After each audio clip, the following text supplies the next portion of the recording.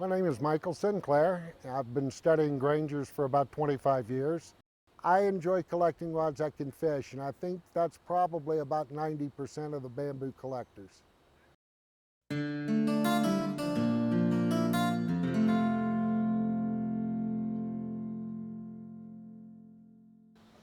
Today we're at the Colorado King Conclave, and the theme this year for the conclave was a Granger Reunion.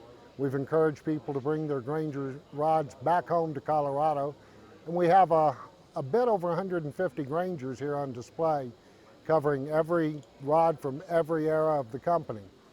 It's kind of exciting, and it's a once-in-a-lifetime opportunity for people to see every Granger model and grade that was ever made. What better place to bring the Grangers and Wright McGills back to but the Colorado Cane Conclave, in Colorado where they were made.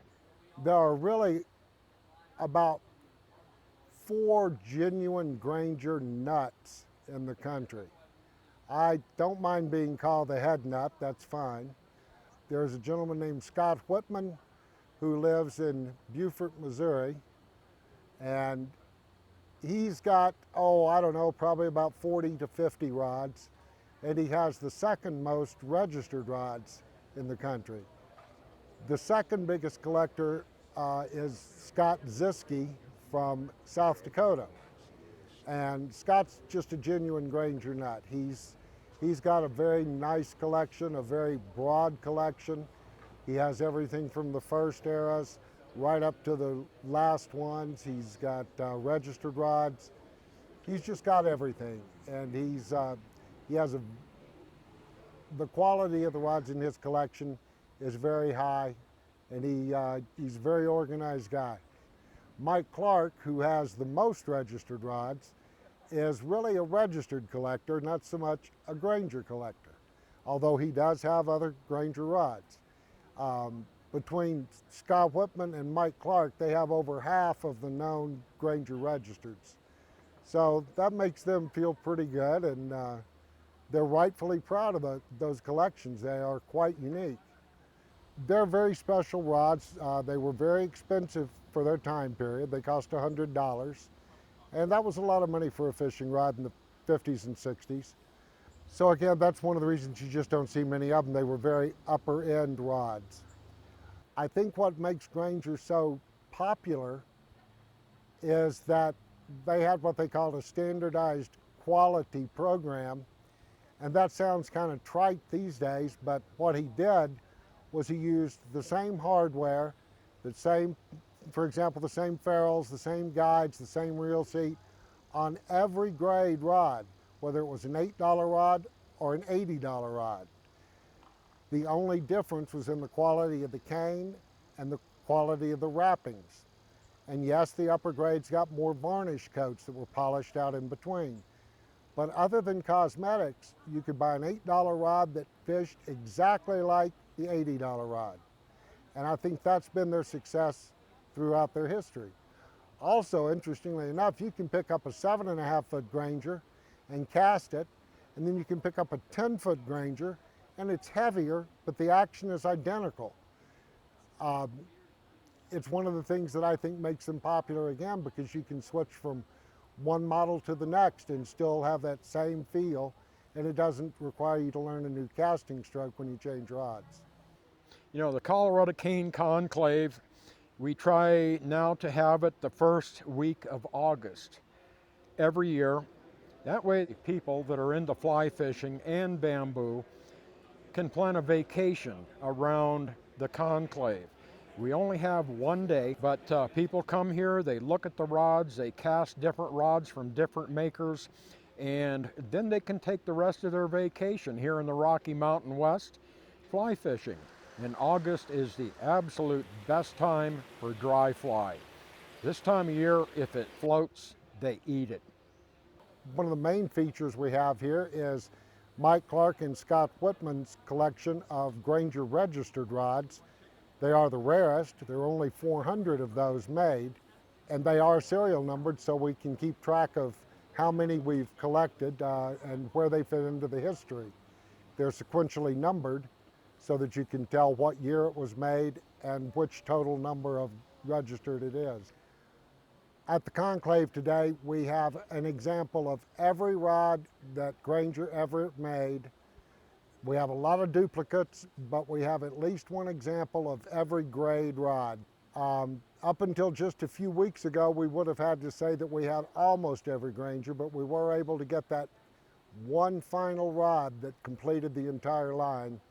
It's called the Denver Special. It was the first model Denver Special.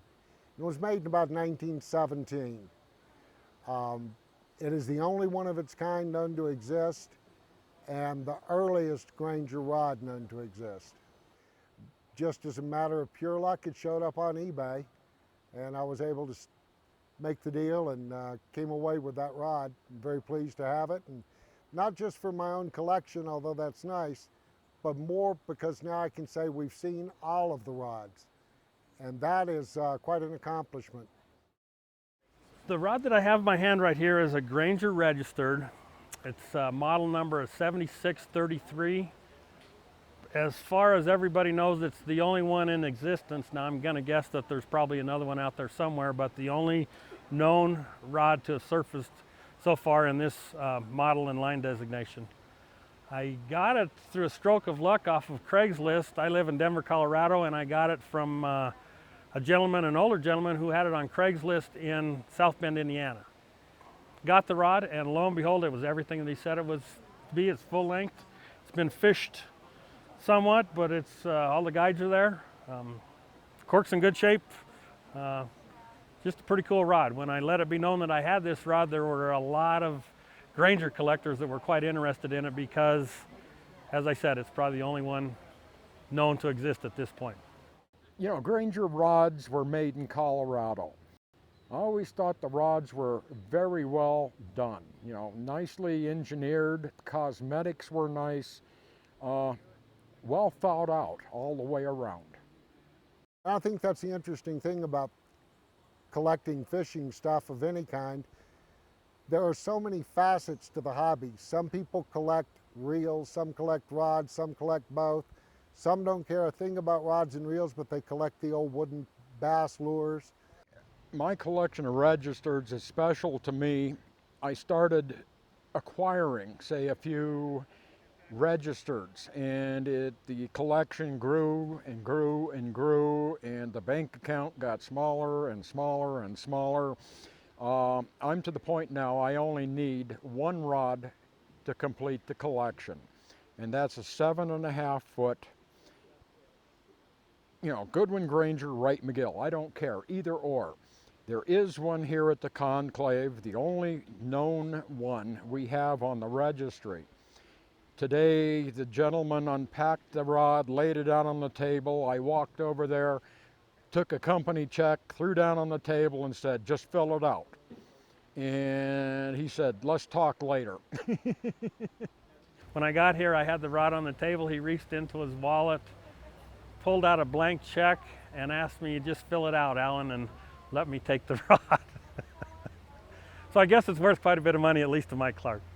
Yeah, that's that stupid collector mentality. That's the last one I need.